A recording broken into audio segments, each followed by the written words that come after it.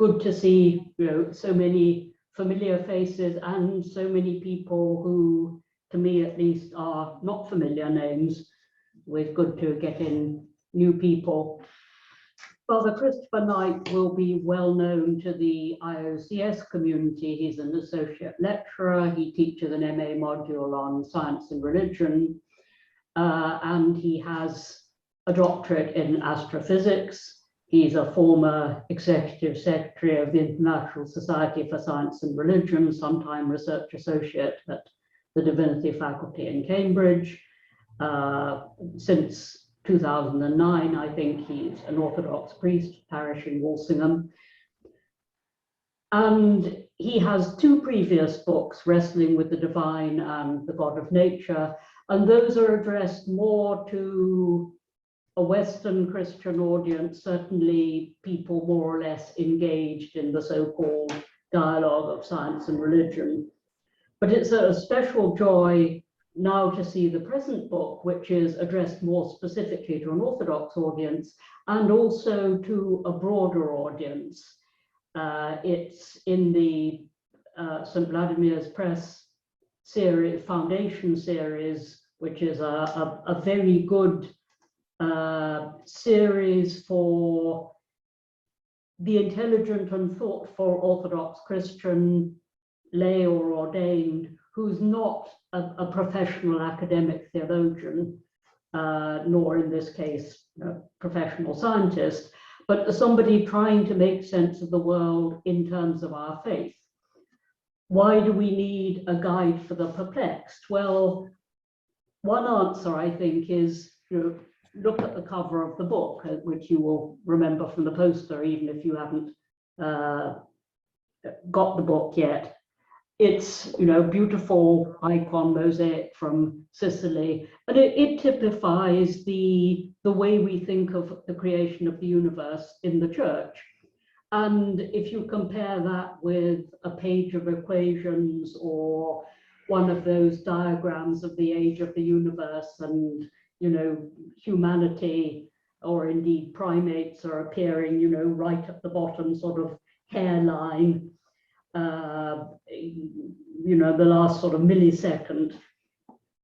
It's almost as if science and our faith are talking about different worlds. Father Christopher is, as it were, a native of both worlds. And so perhaps you could say, Father Christopher, something about what you're trying to do in this book, who you're trying to reach, and indeed how you yourself got interested in exploring this intersection of science and faith. Well, as you've rightly said, the two worlds are very often seen as being very much set apart from one another, and often seen even as being in conflict. And one of the things that concerned me within the Orthodox Church is that there does seem to be a considerable fear of science, and even more than fear, sometimes actual hostility, in almost the sense that the two are in conflict and you've got to choose between science and scientific understanding and the Christian faith and our theological understanding. Now, I simply don't believe that that's the case. Perhaps I could just say a little bit about my own autobiography to start with, because I think that might be helpful. As an adolescent, I was probably more interested in science than in theology, although the theological instinct, I think, was still there in me. But because of that interest as a very young man, I initially pursued my academic career in the astrophysical world and was trained to PhD level. But by the time I'd actually finished my PhD, I already felt, in those days, largely because I'd been brought up as an Anglican, I felt a vocation to be ordained within the Anglican Church. I went away to be trained for that, taking a theology degree in the process. But at that stage, I didn't really have a very strong sense of any problem with science, but nevertheless, I didn't see that as an issue that I particularly wanted to get involved with. Very gradually, I found that there were aspects of what was beginning to happen, and this, I'm talking now about the 1980s, which rather fascinated me. And I joined an organization called the Science and Religion Forum. Now, that at that time was one of the very few organizations which was trying to get people with some sort of scientific and theological view and try to put them together. And very gradually, I found that this was becoming a very important aspect of my life. In fact, I went to be a chaplain at a Cambridge college, largely because it would give me the opportunity to pursue the science-religion dialogue, as it's often called. But I found that once I'd started doing that, and indeed I started doing a little bit of teaching, encouraged by people like John Polkinghorne at that time, I found that my theological interests, which had always been oriented towards orthodoxy, were making me come to slightly different conclusions, sometimes quite radically different conclusions to those of most of my colleagues in the science religion world. So as Elizabeth said, I did write a couple of books and many papers on aspects of this, but they were very much at that time focused on the academic community and their questions and the particular perceptions which I felt I could bring to that. As a priest of the Orthodox Church, which I only became Orthodox in 2002 and was ordained as a priest in 2009, I became increasingly concerned, as I said earlier, about this problem of people being suspicious of science, sometimes being hostile to science within the Orthodox world. And I felt that there was a need for the book, which we're now talking about, which was aimed at the intelligent Orthodox Christian, but who didn't necessarily have any real formal background in either theology or in science. And I thought, well, there are three main areas that I want to sort of look at and try to explain my own position, which is to say, not only is there no conflict between science and religion, but in many ways, science actually helps to unpack, if you like, our Orthodox understanding of what it is to be human, what it is to be a created person, what it is to be in a created cosmos. So there's three issues I wanted to focus on. The first one was, the most obvious one perhaps, was if we live in a world that functions according to laws of nature, how do we think about the miraculous? Traditionally, people have thought about the miraculous in terms of what they call the supernatural. But I was aware that within the Orthodox tradition, we tend not to talk about the supernatural and the natural as much as we do about the created and the uncreated, of course, being God himself. And it struck me that even when Orthodox authors speak about the supernatural, which they do occasionally, because they have a sense of what is natural, which is slightly different to what is usually thought of as the natural in the West, there might be a very specific Orthodox way of looking at this, which would help us to think about what we mean by the miraculous and how we can understand the miraculous as part of a world which obeys the laws of nature. So that was the first thing. The second thing that struck me is that people obviously have a sense that we are body and soul. But we often think about the soul purely in terms of the mind, the conscious mind in particular, and we're now beginning to recognize, in scientific terms, the way in which much of our mental activity does seem to arise and emerge from electrical and chemical processes in the brain. So again, one of the issues I thought I need to deal with in this book is precisely this question of how we think about what it is to be human, body and mind. And in particular, can we think about the world to come and what that means for our mental activity and so on? Because again, it seems to me that there are ways of looking at this issue in terms of the Orthodox understanding, which is not quite the same as the way it tends to be looked at in the West. And the third thing,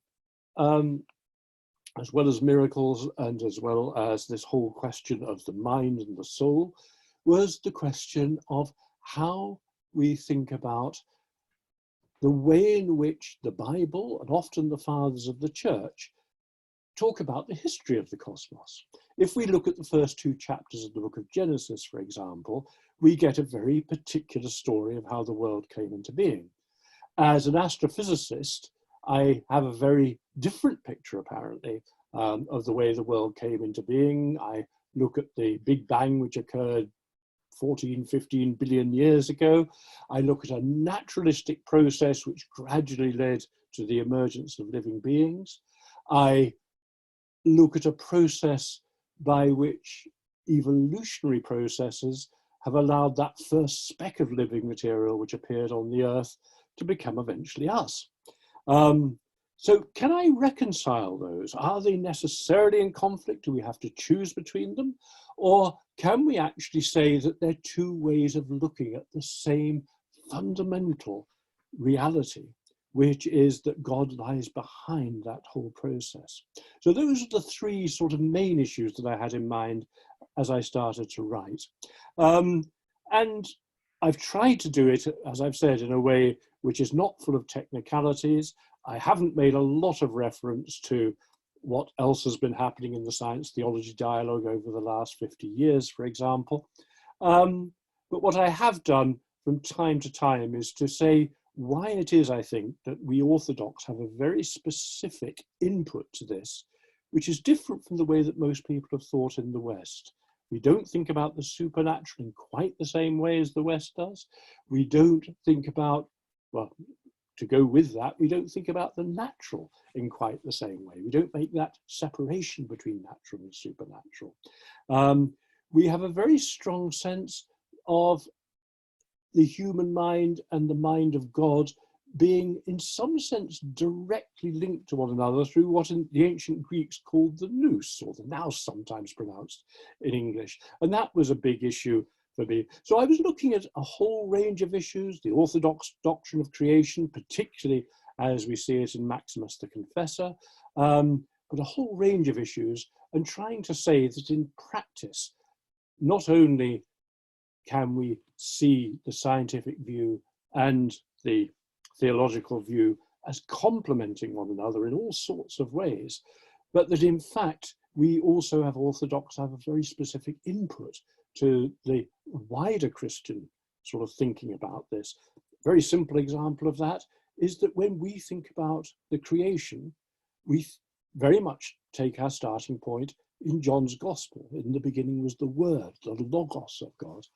The Word was with God, the Word was God, and everything that was made through that Logos. Now, this is what Saint Maximus the Confessor took up and had a very interesting way of expressing that, which ties in with some very interesting aspects of the scientific understanding of the world now.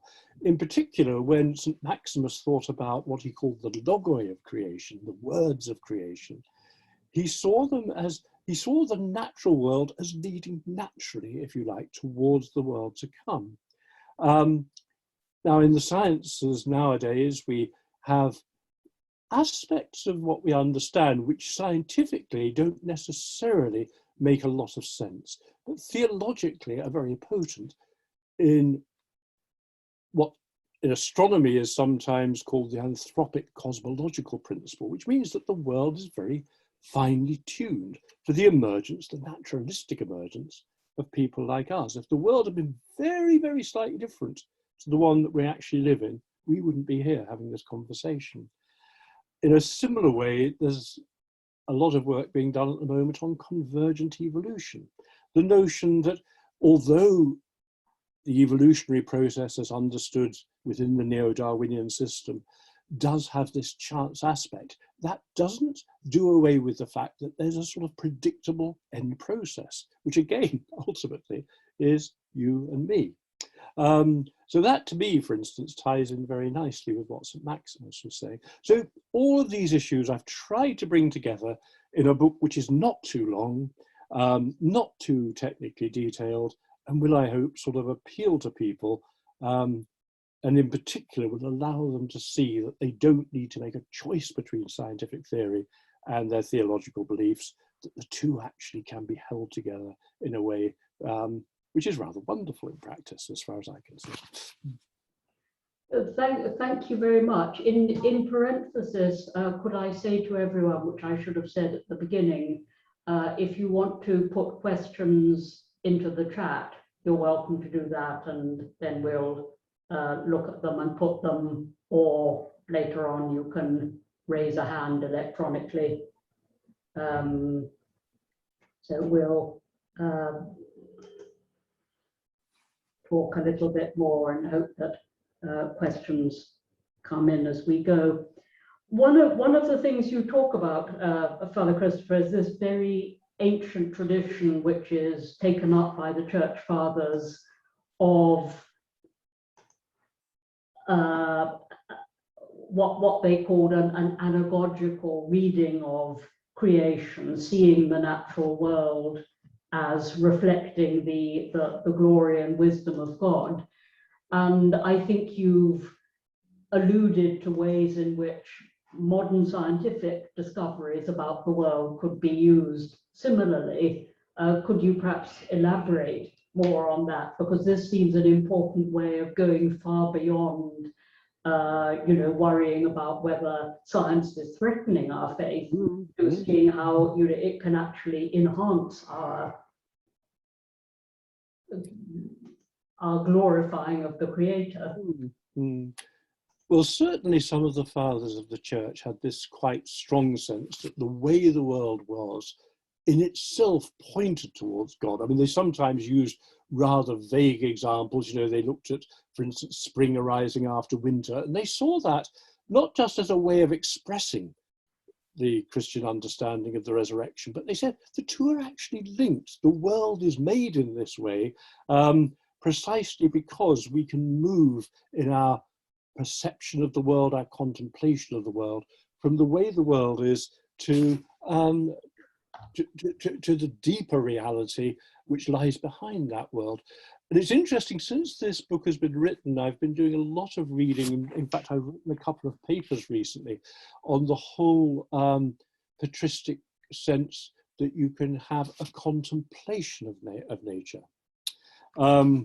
And in particular, one of the books I've read recently, which sort of talks about this a little bit, is Bruce Foltz's book, The Noetics of Nature.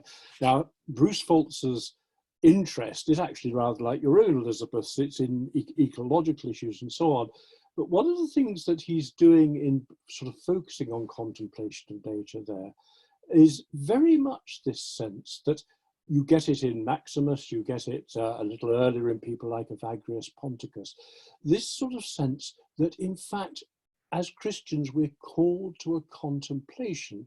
Before we can contemplate the divine word, the Logos himself, we have to contemplate the way in which that divine word has sort of put the logoi of creation into creation. So there is a contemplative element, which I think we sometimes forget in relation to the world. And the way the fathers use this, they very often used what was effectively a spiritual path, which was this contemplative path, but they often tied it with what they believed and understood about the world. So that they sometimes got the science wrong. That's hardly surprising given the science of their time. But nevertheless, it is the case, I think, that we can sometimes look at the scientific understanding of the world now, and that can actually feed into our contemplation of the natural world. That when we look, for example, at the evolutionary process, it's not a theological problem to be solved so much. It is something where, in fact, we can see something of the way in which God has chosen to bring the world into being. And it seems to me there are all sorts of scientific insights of that sort, which have that sort of effect. It's actually a more awesome and wonderful world than many of the fathers even imagined, because of course their picture of the world was actually a rather constrained one. It was the earth in the middle, various things outside of that. But it does seem to me that that it's quite possible now for us to take the scientific picture of the world, not only to find the world very awesome. That's possible for an atheist. Even Richard Dawkins claims he finds the world awesome. But if we can integrate that into this contemplation of nature, of which the fathers talked, then it becomes something far, far richer. And part of it is this sort of interpretation that you were talking about, which I do mention in the book, but I don't actually spend a great deal of time talking about it. But what that was in a chapter which was really on what's called natural theology. And again, this is something I think orthodoxy can bring to a wider conversation. If you ask a Western theologian what natural theology is, that person will say, well, it's somehow reasoning towards God from a starting point which isn't one of a believer necessarily. The more I've thought about it from an Orthodox point of view, the more it seems to me that what Orthodox natural theology does, and it does exist, you can see it in the Cappadocian Fathers in the 4th century, for example, it actually does this integration of a contemplation of nature, which is ultimately a spiritual path, with an intellectual path. So they can bring together the philosophical and scientific arguments with this basically spiritual path, which they see as part of our sort of just awareness of the reality that lies behind the reality.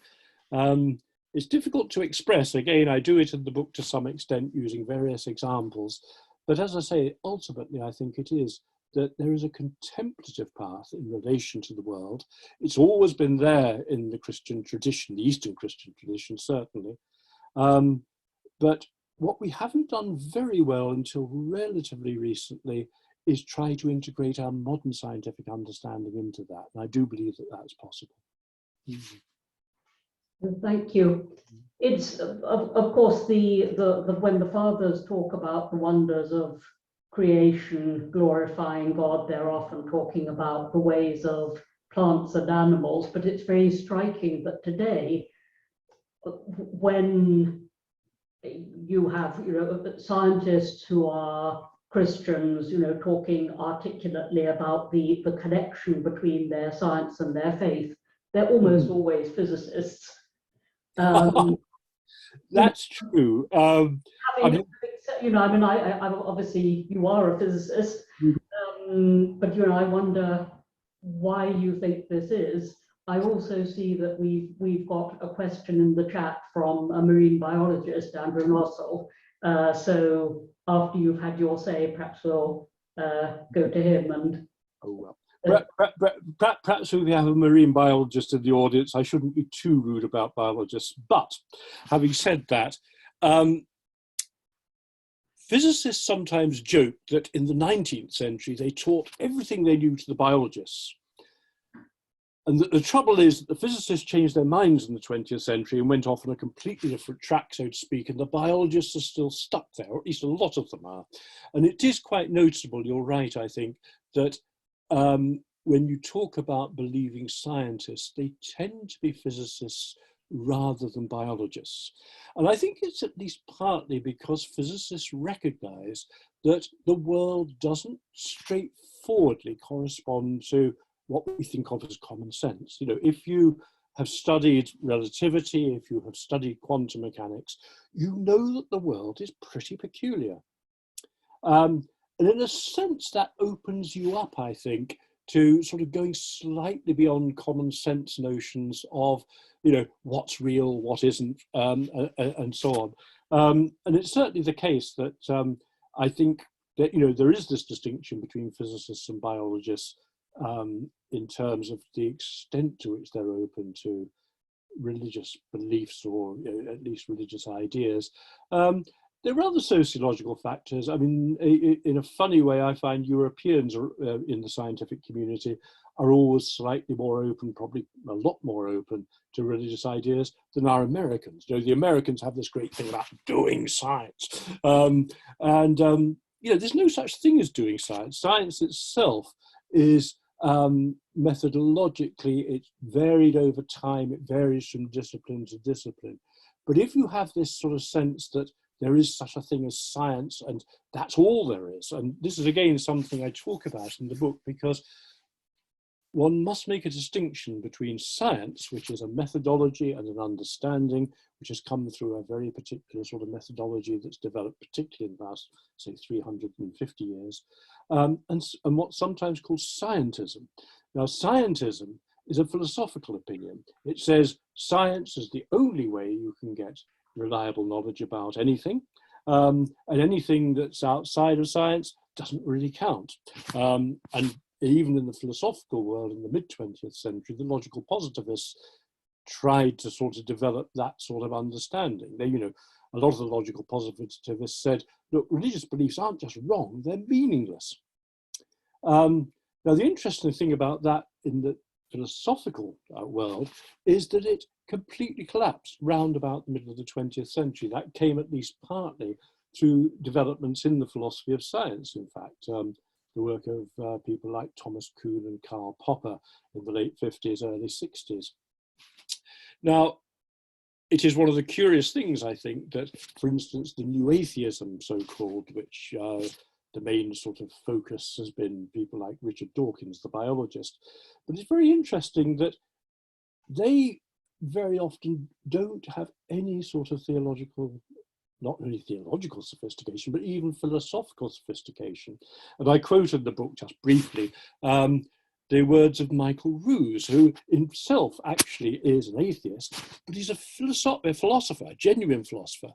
And he says, Dawkins is the sort of atheist who makes him ashamed to be an atheist. And that's simply because, the way that Dawkins actually approaches some of these issues is philosophically utterly incoherent. Michael Ruse does it rather better. If any of you want to sort of find out a good argument for atheism, then read some of Michael Ruse's things. Don't read Dawkins. So anyway, I'll leave it at that. Thank you. Perhaps we could start going to some questions now. As I said, Andrew Norsall was the first. Hi, Father Christopher. Christ is risen. And my question is this. It's been my experience that Orthodox Christians seem to be very quick to explain things like what we might call natural evil, but I'm thinking more like suffering and death in the animal world, the very drivers of natural selection, to explain those things as a consequence of living in a fallen world. Now, assuming we could somehow reconcile the obvious, the problematic timing of that, given how recent humans have appeared on there, but let's say we could, I'm just curious how you feel about that. Explaining it as a fallen, You're quite right. It's a big issue. What is interesting, I think, is that a number of Orthodox scholars over the last few decades, at any rate, even actually going back to the 1930s, have wanted to try to reconcile the notion of what we might call a fallen world with the idea that the fall is not something that happened in ordinary biological history. Now, that's a quite complicated thing. You can go back to Bulgakov in the 1930s, who talks about the fall as a meta-historical reality. That's quite a difficult way of getting idea to get one's mind around. But nevertheless, there have been those. I mean, there are people like Paul Ladouceur writing at the moment, for example, and others. So I think you're right. I've actually focused on the fall in a slightly different way of wanting to say, however we think this world in its fallen state, and that's a theological state I'm talking about, not necessarily the result of a historical fall, in this fallen state, we always have to compare it with what we believe we're called to, which is the world to come. So there's a distinction always between this world and the world to come, and what we might think of as the paradisal state, even if we don't think it actually had that sort of historical reality. And interestingly, Maximus the Confessor didn't think it had a historical reality either. He said basically the fall and the creation happened instantaneously at the same time. So as I say, this isn't something peculiar and new. It goes right back to Maximus the Confessor. And one of the things that has struck me in a number of ways is that when the fathers, or some of the fathers in particular, Gregory of Nyssa perhaps, and Maximus again, talked about our fallen state, they actually used the idea that comes out of Genesis chapter 3, verse 21, I think it is, that God gave us garments of skin to survive in this world. And some of the fathers said, well, you know, these garments of skin, we're not talking about fur coats, we're talking about our biological makeup and even our psychological makeup. So that there is a sense in which we can still talk about this as a fallen world without having to say this happened at some historical point in the past. Now, the other thing I think to say about this is, of course, even if we want to talk about the fall as something which is meta-historical or was almost built into the creation, we also have to recognize in evolutionary terms that as human beings evolved into, well, what we are now, people who have true syntactical language, certain mental abilities and so on, there clearly was not necessarily a single fall, but there was a series of events or experiences by which people came to realize the ambiguity of the world in which we live. They recognized that they didn't live up to what God required of them. You know, that they were fallen beings, they were sinful beings. They had you know, they may have expressed this in ways that we don't necessarily find easy to work through now, but nevertheless, at some point in our evolution, these things were beginning to happen. Now, again, many of the fathers, they talk about the fall both as historical, but they also talk about it almost as a psychological reality. And you can see this in the Orthodox liturgy time and time again. It's not Adam who fell, it's me who fell, and you. So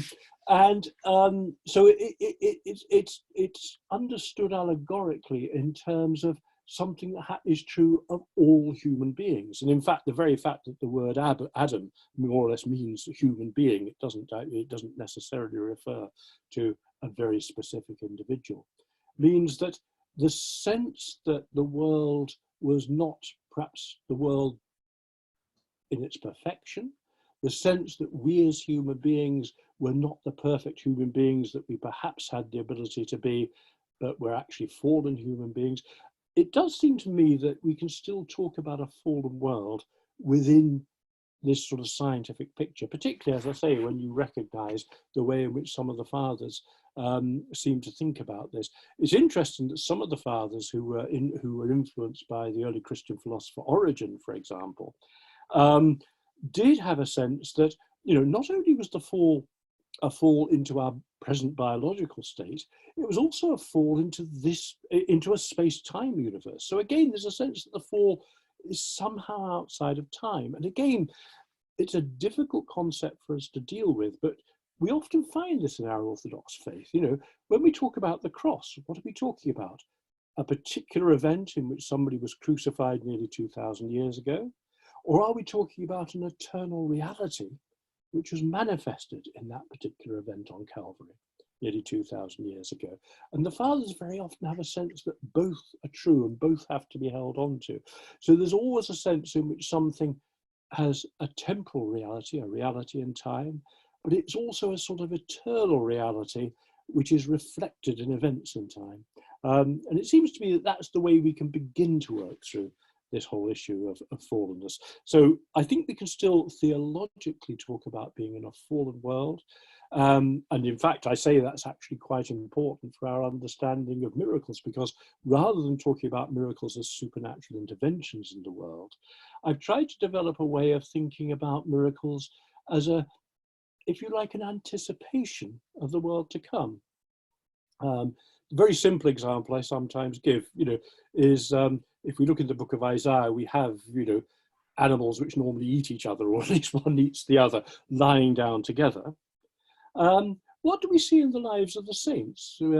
We see, you know, I mean, the stories, legends, we don't know to what extent they're historically valid, but, you know, St. Seraphim and the bear, St. Francis of Assisi and the wolf of Gubbio, St. Cuthbert and the sea creatures of Lindisfarne, and so on. You seem to see around some of the saints a sort of anticipation of what is actually expressed there in Isaiah. So I've tried to develop a way of thinking about miracles that, rather than talking in terms of natural and supernatural, talks about the miraculous as an anticipation in this world of the world to come. So again, it's this sort of issue of time almost, that there is a, there is a real, genuine natural world, which is what God wants the world to be and will ultimately bring it about to be. And there is this world in which we get occasional glimpses of what that world is to be. But this world, because there are only occasional glimpses, it is a fallen world. And, it seems to me that actually helps us think through what you mentioned, which was the problem of evil. Why is it that this world is not, we read in Genesis that God saw the world and it was good, and yet we look around us and we see a child drowned in a tsunami and we think, oh, can it really be that this is a good world? And what a lot of the fathers pointed to is the way in which what God intended and what is expressed in that paradise story, the good world, is not quite the same as this world. This world is in some sense, and again, I've used this word there, is subnatural. It's not quite natural, but the natural world, which is what God intends, is the world to come. And we get glimpses of that true natural world in the lives of the saints, in miracles and things of that sort. Does that help, do you think, to think through it in that way? Yes, thank you. There's a comment from Gillian Crowe, say Metropolitan Anthony used to say that the miracle occurred when the conditions of the kingdom broke through into this world, for instance, through a person's faith, which I think one gets that off. The interesting thing is, I think what often gets it in Orthodox writing and speaking, and Metropolitan Anthony was a good example of that, it hasn't yet really been worked out systematically in Orthodox thinking, which is why I think, it's helpful to try to do that. But you're quite right. I'm not doing this. I'm not bringing this out of nowhere. I'm trying to echo what seem to me to be valid comments by people like Metropolitan Anthony. There's a question from Alan Walters.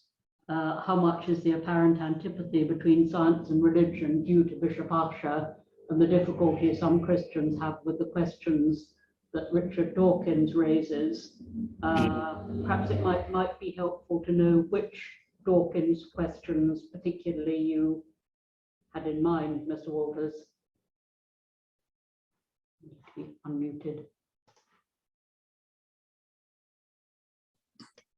I'm not an expert on Richard Dawkins at all, but it just strikes me that some Christians react slowly to his conclusions rather than some of the questions which I feel are perfectly valid. Okay, I think that yes, you're partly right, I think. You mentioned Bishop Ussher earlier. He actually, like quite a lot of Byzantine theologians before the modern era, also tried to work out the exact date of the creation, which was, I think for Ussher it was 4004 BC. I think for the Byzantines it was a little bit earlier, but it was only a question of a few hundred or at most a couple of thousand years. So I don't think that was so much the issue. The interesting thing about when the world was created was that even in the early 19th century, the geological evidence for the great age of the earth already made quite a few Christians think, well, yes, perhaps when we talk about the days of creation, we're not talking about a 24-hour period, we're talking about an eon of very great length. So that's not so much the issue.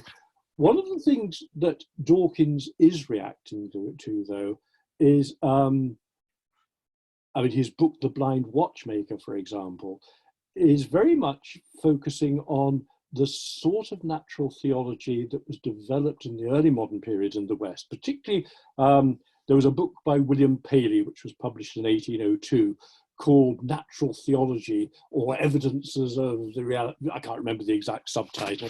But you see, Paley had this idea that the example he gave was, if you walked along the road and you found a watch in the road, even if you didn't know what it was, you might take its back off, look at its intricate working, see how all the bits sort of fitted together, and you'd say, well, whatever this thing is, it's obviously due to an intelligent maker. And the problem was that Paley, and the argument actually in a slightly less rationalistic form goes back at least a couple of hundred years before that. The argument was that when you look at the natural world, all the bits fit together, so to speak, so beautifully, that this is an argument for the reality of God. And of course, one of the things that Darwinism did was to say that, as an argument, this is absolutely hopeless, because you can actually work out how the things work together so beautifully, not by having an intelligent designer who's designed every little bit of the machine, so to speak, but you can understand it in purely naturalistic terms. This is why, one of the reasons I think, why again in the West there is a need to get beyond the sort of natural theology which tries to have, if you like, nothing other than rational arguments. I mean, not only did that particular rational argument fall, and Dawkins is quite right about that. It's a rotten argument. It's a rotten argument post-Darwin. It wasn't necessarily a bad one before that. But this is one of the great problems. Whereas it seems to me that an orthodox natural theology might take an argument of that sort, but it wouldn't actually give so much weight to the argument, but would say, look, this fits in with our contemplative religious experience. And that's what natural theology ultimately is. And again, there have been one or two Western theologians who have wanted to say that that sort of natural theology, which has been around in the West at least since the 12th century with Aquinas, but actually you can see it before that as well, actually is somehow wrong, that you can't have an argument for the reality of God that doesn't somehow incorporate an intuitive understanding of the reality of God in the first place. So I think possibly what Dawkins is reacting to is a way of thinking which has been very common in Western Christianity, not entirely unknown in Eastern Christianity either, but nevertheless, where I think when you look at the patristic era, you find actually a much more sophisticated and complex understanding of how that sort of argument can work, and not too much reliance on it, because the great problem with Darwin in the West, actually, it wasn't only because people read the Bible literalistically, which they needn't have done, because if they'd read the fathers of the church, they'd have known the fathers of the church didn't read it literalistically. But that wasn't the only problem. One of their problems was precisely that more and more Western Christians had come to rely on arguments like William Paley's, and to suddenly have that carpet pulled from under their feet, so to speak, was actually a major problem for them. And one of the results was they actually became more literalistic in their reading of the Bible than possibly they'd even been before. So that's where I think, but I don't think that many of Dawkins' arguments are philosophically good ones. As I say, this is why I quote Michael Ruse, because Michael Ruse is a sophisticated philosopher, even though he's an atheist. There are people among the new atheists who are a little bit more sophisticated, but Dawkins, I always say to people, if you want a really good popular account of certain aspects of biology, read Richard Dawkins. He's a very good communicator. And if he didn't have these odd sentences here and there, or occasionally more than odd sentences in some of the things that he's written, he would be a very useful person for a Christian to read. So, read The Blind Watchmaker, because he's reacting not against Christianity, but what he thinks Christianity is, which is not the same thing. It's actually a version of Christianity which really only developed, I suppose, in the 17th century, to some extent a little bit earlier, and didn't develop throughout the Christian world. As I say, this is something where I think, again, an orthodox input into these kinds of question can sometimes be very helpful. People are often surprised, for example, I say to them, look, in the 4th century, people didn't read Genesis literally. A lot of people in the West think, well, it's modern liberal Christianity that sort of reads it as something else. It's not. Read St. Gregory of Nyssa, read St. Basil, and so on. They didn't sort of look at it and say, this is a scientific history of the creation. They actually had a very subtle and a really very impressive way of looking at biblical texts, bringing them together with what they understood scientifically at the time, which was, as I've said, not very good, and trying to work out a way of expressing what it means to talk about the world as God's creation, using both scriptures and the philosophy of their time, and indeed the science of their time. That, it seems to me, is the thing that we really do need to do now. And sadly, we are in a situation in the Orthodox Church where, if anything, we're moving in the opposite direction. I don't think 30 or 40 years ago there was quite as much sort of biblical fundamentalism or patristic fundamentalism, as they think of it is, as there is now. We seem to actually be going backwards, slipping backwards, rather than really going forwards and basing ourselves on the sort of methodology that was there in the patristic period. We've now got at least 3 questions. I hope we'll be able to get through all of them. The first is Sotiris Mitralexis, got a hand up. Shall I start? Yes, please. Well, just a comment first on the preceding discussion that Richard Dawkins uses not the straw man argument, but the straw God argument, in the sense that he refutes a deistic, impersonal, generic God of the gaps, that is, in whom we cannot recognize the God of the church or a number of other deities as well, by the way. So, 2 questions. 2 brief questions. You mentioned a distinction between science and scientism. Given that by science, of course, we mean the modern guise of science, or rather the sciences, given that there is no perennial science written in stone in an age-long battle of science and religion. And given that scientism has a metaphysics corresponding to the physics of the 19th century, if we are to search for a scientism corresponding to metaphysics of the 20th century, we end up in New Age and quantum energy, etc. Where is the line to be drawn between modern science and scientism? Where can we find a science that is truly and earnestly devoid of scientism, devoid of a metaphysics, devoid of an implicit theology?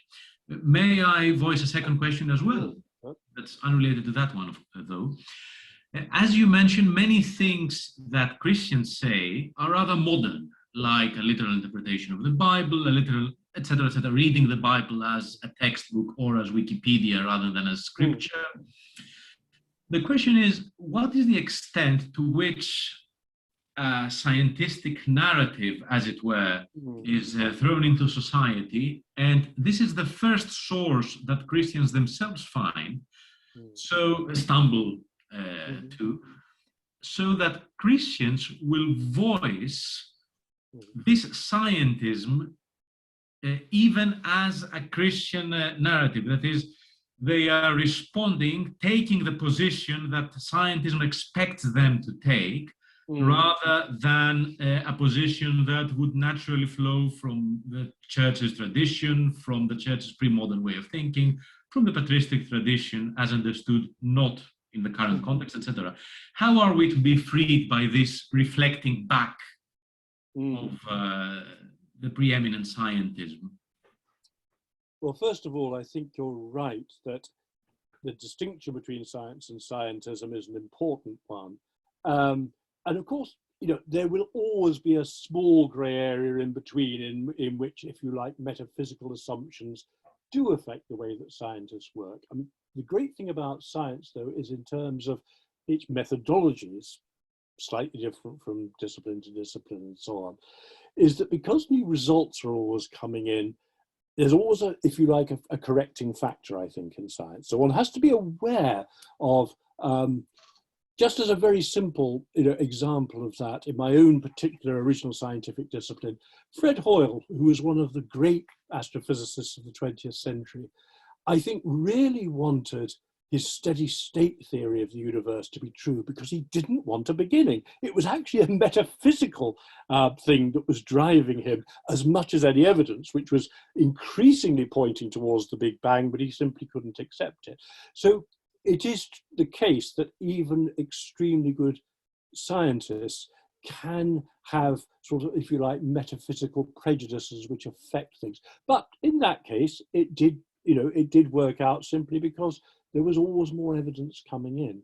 So I think as long as we regard science as a methodology and we make a distinction between, for instance, the core theories of a discipline and what one philosopher of science has called the surrounding hypotheses, so one has to be a little bit careful that, people say science says this. Actually, science doesn't ever say anything straightforwardly. It tends to have certain core theories and certain auxiliary hypotheses which are being worked on at any one time. But nevertheless, I think as long as we make this distinction between science and scientism, at least we can see how it is that those who are obviously involved with a particular kind of scientism can actually just completely misread things. Now, you're right. I think it's true that Christians themselves can take on a certain kind of scientism. And I think that was particularly true in the West in the early modern period, the deism of the 18th century, for example, which brought up this God of the gaps that you're talking about.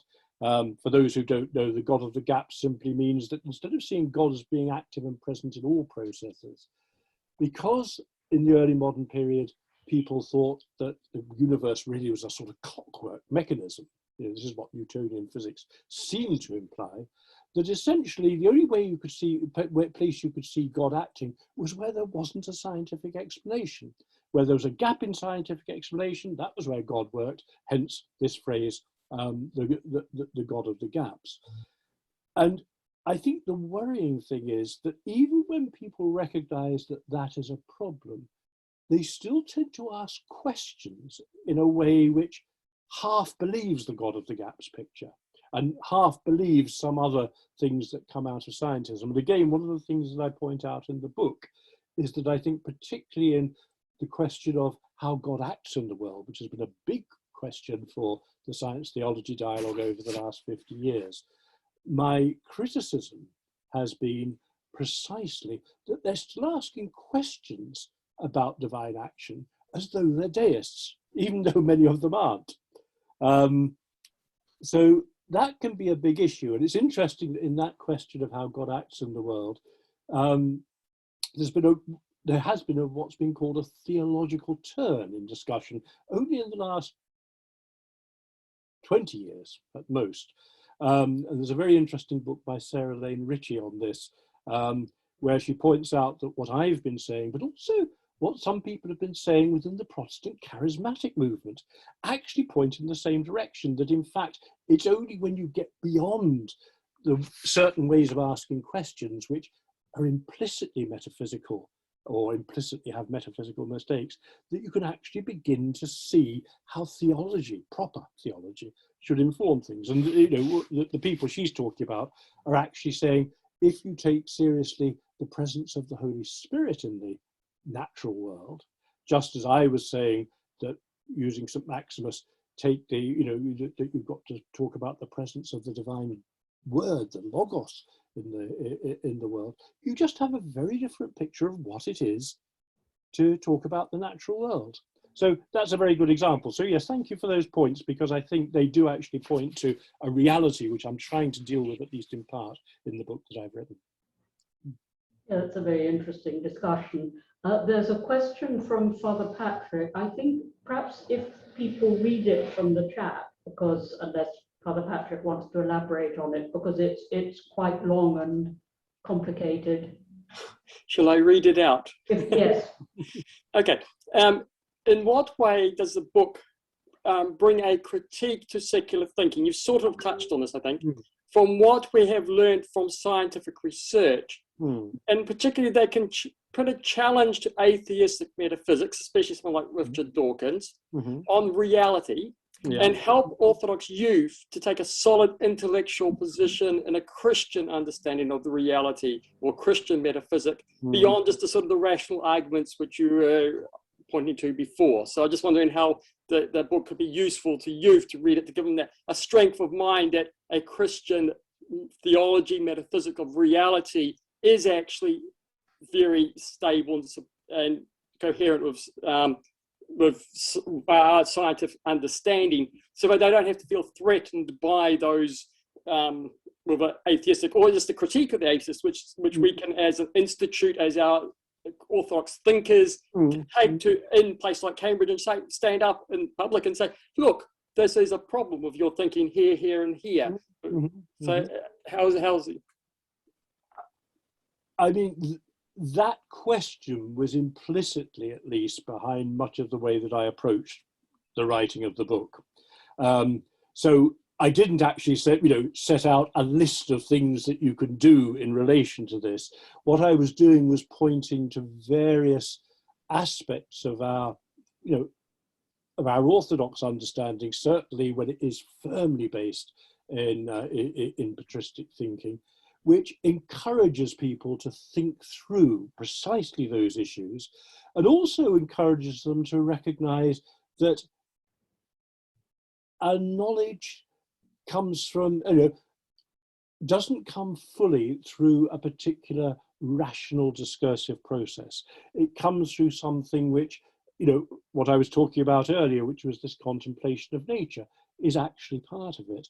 And it seems to me that, as I say, the book isn't aimed at saying, here is a program by which we do this, but I've tried throughout the book to at least point towards ways in which the sort of assumptions that many people have can be critiqued. That's the first thing.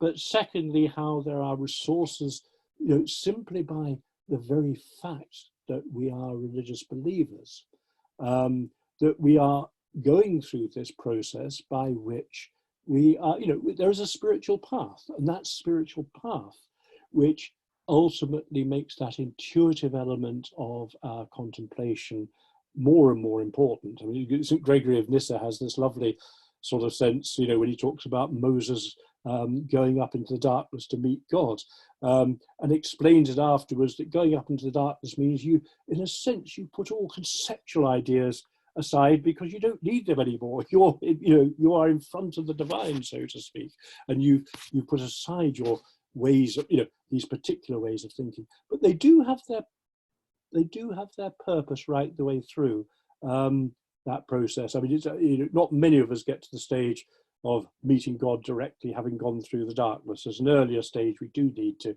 use our heads, and some of these sort of critiques that you're talking about, are important for that, undoubtedly.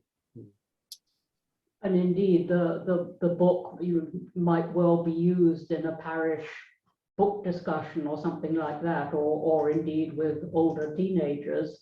There's a potential there. We've got a question from Jeremy Ingpen, which I can only read part of, and another one beyond that. We don't have to stop it. We have to stop at 1:30.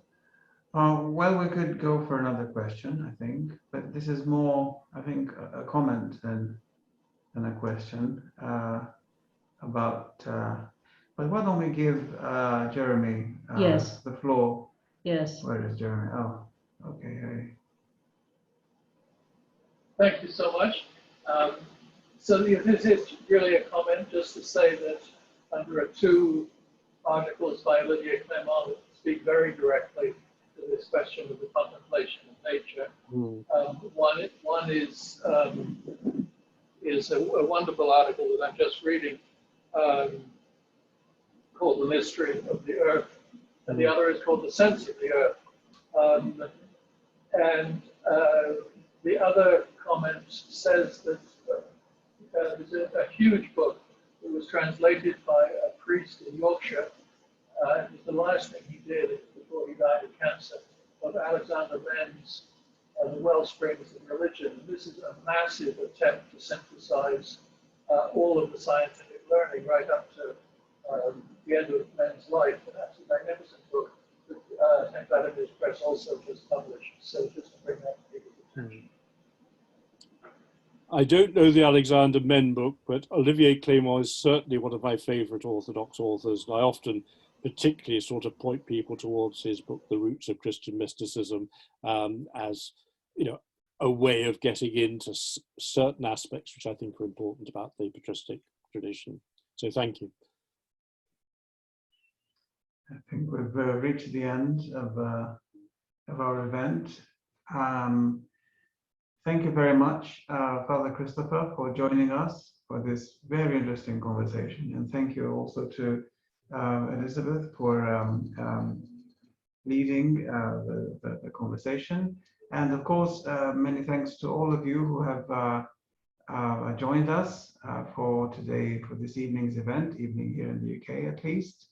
And we look forward to seeing many of you, perhaps all of you, at future events. We have a chock-a-block schedule of events this year. If you have a look on our website, you will see that there is another book launch coming, indeed, of our friend Jeremy Inkpen, who asked the last question, a translation of Michel Evdokimov, but many other things, many other events, lectures, series of lectures, a conference, and please make sure that you see all of these on our website. And if you're interested to be kept informed, do send an email. I will add you on our emailing list so that you're not missing any of our events.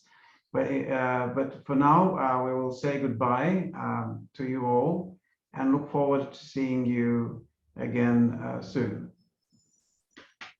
Bye-bye. Thank you.